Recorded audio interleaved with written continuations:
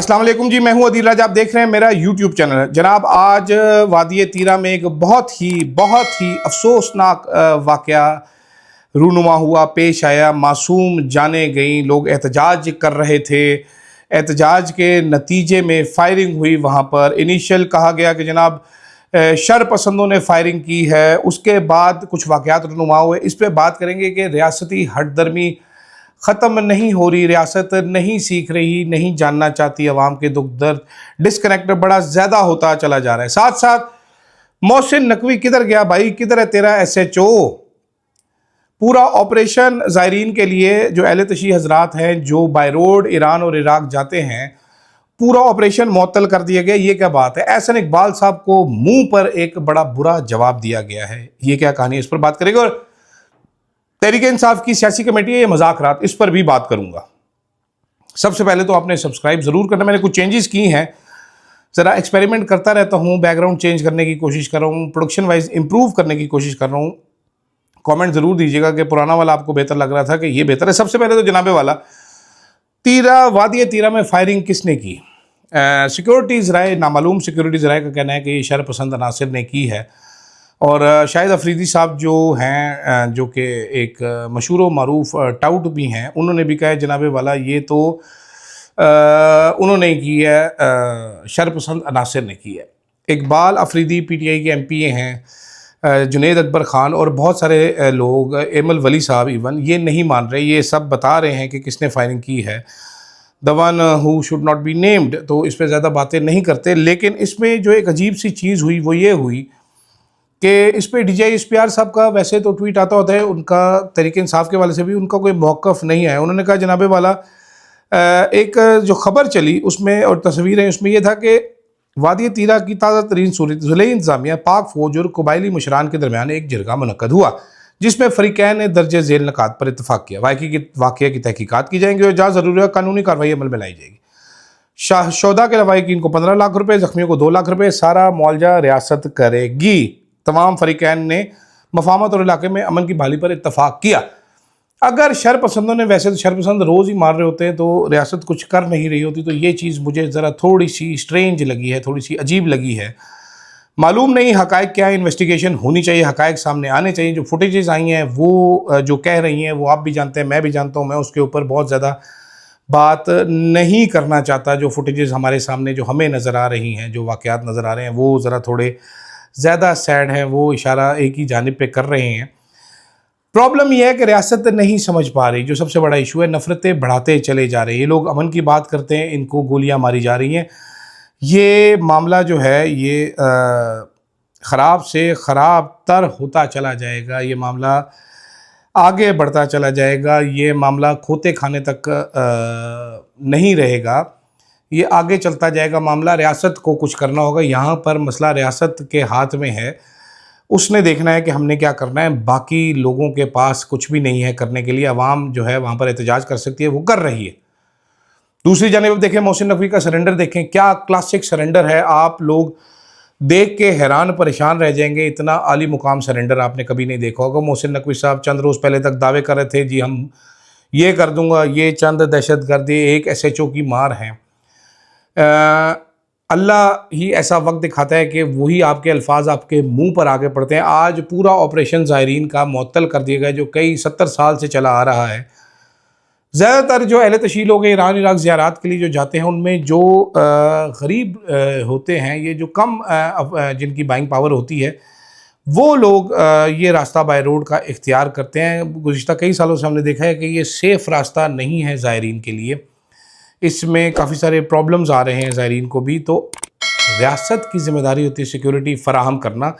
लेकिन मोहसिन नकवी साहब जो कि दंदनाते फिरते हैं, वो सरेंडर कर गए हैं जनाब। वो 69 लोगों पर मज़ालिम करने को अपनी बड़ी कामयाबी करार देते हैं। यहाँ पर उन्होंने ऐसा सरेंडर किया है जैसा सरेंडर करने का हक़ होता है। दुम टांगों में दबा के भाग खड़े हुए हैं। मालूम नहीं उनका SHO किधर है। अगेन वही हालात जिस तरफ जा रहे हैं, रियासत को समझना पड़ेगा। आसानी नहीं रही इसमें, सारे मामलात में मुश्किलात काफ़ी बढ़ती चली जा रही हैं। तो आप जो बड़े हैं, जो भी हैं, अगर कोई रह गए हैं तो वो ज़रूर सोचें इस बारे में कि हम क्या करना चाह रहे हैं और हम किधर जा रहे हैं। मुझे नहीं मालूम कि आप के दिमाग में इस किस्म की कोई तहरीक पाई जाती है या नहीं जाती। आगे चलते हैं जनाब। एहसन इकबाल साहब हमारे फेवरेट वज़ीर अरस्तू आज़म हैं। मैं क्या कहूँ एहसन इकबाल साहब के बारे में, ये बड़े पढ़े लिखे बताते हैं अपने आप को, ये प्रोफेसर भी बन चुके हैं बगैर PhD के। इंतहाई कोई बोरिंग और मुनाफिक आदमी वाक़या हुए हैं। टीवी पे मैंने इनको बात करते सुना है, सबसे ज़्यादा बोरिंग आदमी है जनाब ये एहसन इकबाल साहब। तो एहसन इकबाल साहब की आज मैंने तज़हीक होते देखी। एक ताजिर साहब थे, मुझे नाम उनका भूल गया, जो कह रहे थे भाईजान आप माफिया जो 40 साल से बैठे हैं मुल्क को लूट के खा गए। नॉर्मली जो ताजिर होते हैं ये हुकूमत से फ़ायदे लेने के लिए बैठे होते हैं। हमारे ताजरान भी हुकूमत से हर टाइम फ़ायदा लेना चाहते हैं। तो क्या वजह हो गई कि ये जनाब जो हैं इन्होंने एहसन इकबाल की पतलून उतार के रख दी भरे मजमे में, वो क्लिप भी वायरल हो गया। ऐसी क्या वजह हो सकती है? और एहसन इकबाल का देखें, नहीं आपको कोई नहीं कुछ कह रहा है। यही अगर कोई आम आदमी मेरे जैसा होता है, एहसन इकबाल साहब ने मोटरवे वाली फैमिली से कैसे माफिया मंगवाई थी पुलिसें भेज के। लेकिन ये ताज़ा फील्ड मार्शल साहब से मिल के आए हुए हैं साहब। ये फील्ड मार्शल साहब की तारीफ़ों में इन्होंने पुल बांध दिए थे जनाबे वाला। तो एहसन इकबाल साहब बड़े दलेर आदमी हैं, केस कर दें इनके ऊपर भी, देखते हैं क्या करते हैं इनके साथ। मैं मुंतज़िर रहूँगा एहसन इकबाल साहब की शी जवानी देखने के लिए। हमें भी पता चले जनाब कि एहसन इकबाल साहब कितने बड़े टार्जन हैं, इन साहब को पकड़े।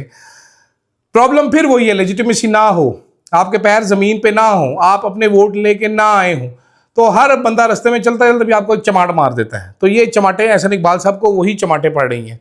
ठीक है, जो चमाटे उनको पड़ रही हैं इस वजह से क्योंकि जीत के नहीं आए हुए। अगर जीत के आए होते, अपने उसमें आए होते, अपने वोटों से आए होते, तो किसी की जुर्रत ना होती और ना वो ऐसे फ़ैसले करते। और ऐसे फ़ैसलों से याद आया जनाबे वाला, कल हमें सोशल मीडिया पे याद किया जा रहा था कि किधर है भाई तेरा 35 लाख का फ़ोन, है वो 36 लाख का फ़ोन हो चुका है। हम अपना 36 लाख का फ़ोन लिए तैयार बैठे थे, गेम सेट थी। लेकिन खबर मैंने आपको ये बतानी है कि तहरीक इंसाफ की सियासी कमेटी का इजलास ही नहीं हुआ। माशाल्लाह से पिछले 2 सियासी कमेटी के इजलास हमने क्रैश किए थे। गालियाँ भी बड़ी सुनी। शेख वकास अकरम साहब मेरे बड़े अच्छे, मुझे बड़े ही पसंद है, उन्होंने बड़ी रज रज के मुझे गालियाँ निकाली शेख साहब ने। तो शेख साहब वो पता ये चला कि लोग अवेलेबल नहीं थे जी। ये मेरी वजह से मीटिंग फ़ेस टू फेस होनी थी, ऑनलाइन नहीं होनी थी। लेकिन वो मीटिंग हो ना सकी, उस मीटिंग का कुछ बन ना सका क्योंकि लोग अवेलेबल नहीं थे। मीटिंग में 5 अगस्त की तैयारी के हवाले से भी बात करनी थी। अभी क्या तारीख़ है, मैं रिकॉर्ड कर रहा हूँ, ये 27 जुलाई है, लेकिन आप जब देख रहे होंगे मुझे टाइम लग जाएगा एडिट करने में, तो 28 जुलाई होगा। और तहरीक इंसाफ की कोई मीटिंग नहीं हो सकी अभी तक। कुछ चीज़ फाइनली है, 7 दिन में तहरीक जो है वो पीक पे पहुंचनी थी। तहरीक शुरू होगी तो पीक पे पहुंचेगी। कौन सी पीक है ये? पान की पीक ही पहुंच सकती है अभी तो 3-4 दिनों में, और तो कुछ है नहीं। दूसरी जानिब से गंडापुर साहब की हुकूमत को गिराना है। गंडापुर साहब ने नाअहल हो जाना है। टाउट साफ़ी शुरू हो चुके हैं, इसके ऊपर ख़बरें वो दे रहे हैं। कल आपको काफ़ी सारी और गिरफ़्तारियों की इतला आएगी कि जी इनको गिरफ़्तार करना है, 9 मई के केसेस में डक लेना है। हो सकता है कि हमारे दोस्त फवाद चौधरी साहब भी कल जो है वो उनको सज़ा मिल जाए। ख़बर मिली थी कि वो भागदौड़ कुछ कर रहे हैं कि नाम निकल जाए, लेकिन एक नाम निकलेगा इसमें से, और वो नाम है शाह महमूद कुरैशी का। मैं अभी आपको बता देता हूँ, कल फ़ैसला आना है, आज आपको फ़ैसला सुना देते हैं। फिर कहते हैं जनाब के अदलिया के बारे में बात ना करो, अदलिया पे शक ना करो। लेकिन कैसे ना करें शक भाई, कैसे ना करें शक, हमें ये तो बता दो। हैं जी जनाब वाला। तो खैर ये थी फ़िलहाल की अपडेट्स, अभी की छोटी छोटी अपडेट्स। गर्मी बड़ी है तो मैनू दो इजाज़त, फीडबैक ज़रूर देना और सब्सक्राइब कर लिया करें यार। सब्सक्राइब, आज एक बंदा था, मैं उसको ढूंढना चाहता हूँ। 24,000 होते थे फिर छोड़ जाता था एक बंदा, वो 23,999 हो जाते थे। फिर मैं देखता था 24,000 हो गए, फिर मैं देखता था 23,999 के। पता नहीं केड़े लोग होंगे यार। खैर मुझे दीजिएगा इजाज़त, अल्लाह हाफिज़।